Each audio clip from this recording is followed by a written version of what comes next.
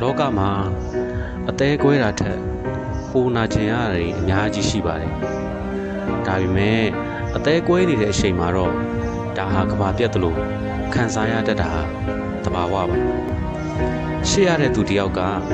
ကိုဘဝတွေကထွက်သွားတဲ့အခါကွက်လက်ကြီးတစ်ခုကြံခဲ့တာပေါ့ဒါပေမဲ့အဲ့ဒီကွက်လက်ကိုမျက်ရည်တွေနဲ့ပဲအမြဲဖြည့်မထားပါနဲ့ကိုဘဝတွေရောက်လာသူတိုင်းဟာထာဝရနေဖို့လာကြတာမဟုတ်ဘူးတချို့ကသင်ခန်းစာပေးဖို့လာတယ်တချို့ကအမှတ်တရတွေပေးဖို့လာတယ်သူတို့တာဝန်ပြီးလို့ထွက်သွားတဲ့အခါနှုတ်ဆက်လိုက်ပါငါ့ကိုရှိခဲ့ဘူးလို့ကျေးဇူးပဲငါ့ကိုရင်းကျက်အောင်သင်ပေးခဲ့လို့ကျေးဇူးပဲလို့ပြောနိုင်တဲ့အထိစိတ်ထားကိုမြင့်တင်လိုက်ပါသူများနောက်ကိုလိုက်ကြည့်နေရင်ကိုပျောက်ဆုံးနေတာကြားပြီမဟုတ်လားသူမရှိတော့တဲ့အချိန်ဟာကိုပြန်ရှစ်ဖို့အကောင်းဆုံးအချိန်ပဲကိုဝါဒနာပါရာတွေပြန်လုပ်ပါမိသားစုကိုအချိန်ပေးပါ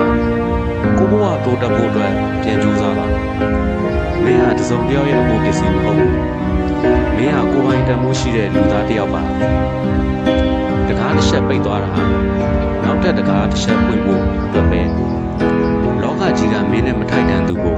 ဖယ်ထုတ်ပေးလိုက်တာလို့မှတ်လိုက်ပါမင်းသာပူတော်တဲ့သူ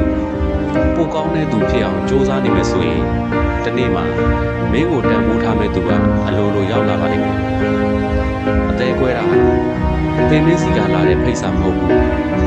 ရေးချက်ချင်းစီကလာတဲ့ဖိတ်စာပါနာကျင်မှုကိုခွန်အားပြောင်းလိုက်ပါ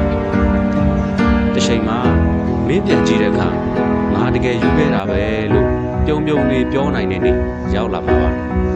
မင်းကိုမရှစ်တဲ့သူတွေအတွက်မင်းရဲ့တန်ဖိုးရှိတဲ့အပြုံးတွေကိုဆုံးရှုံးမခံပါနဲ့